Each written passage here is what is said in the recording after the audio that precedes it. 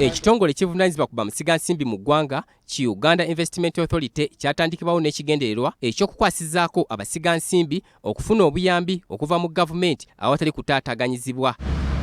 Okusinziira ku ssenkulu w'ekitongole ekivunaanyizibwa ku basigansimbi mu ggwanga Robert Mukiza, abasigansimbi ba kuno bangi beesuuliddeyo gwa Nagamba okutuukirira abakulu b'ekitongole kino okuganyulwa mu nteekateeka eziteekebwawo gavumenti okubayamba. You show us that you're going to invest at least $250 million in your factory. I mean, $250 million in your factory. We give you free land. But for a domestic investor, show us that you can invest at least $50,000. 175 million Uganda shillings. Robert Mukiza agattako nti waliwo enteekateeka ey'okuzimba ebibangirizi bya bannamakolero eby'enjawulo okwetoloola eggwanga kubanga Namanve Industrial Park enaatera okujjula. So really, actually, the Ugandans who know are really taking advantage here.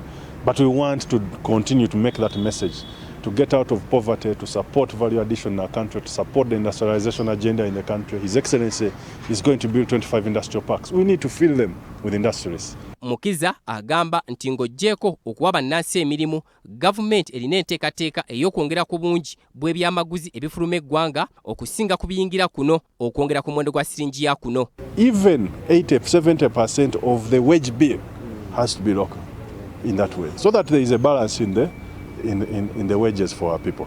That is an enforcement thing. We work with Minister of Labour to ensure we do that. For us, what we do, let us attract the investor, let us have them here, but work with our sister entities, Minister of Labour and Gender, to also ensure that they pay for our people.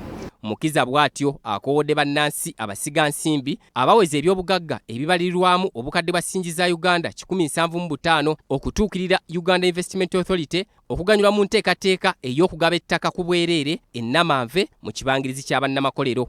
So don't go to entities alone, blind. If you're a domestic investor registered with Uganda Investment Authority, we want this campaign for you to understand that we are your partner. So if you have international workers, you want to come and work for your factory, because some skills you might not have here. Titus Jemba, BBS Terefayina.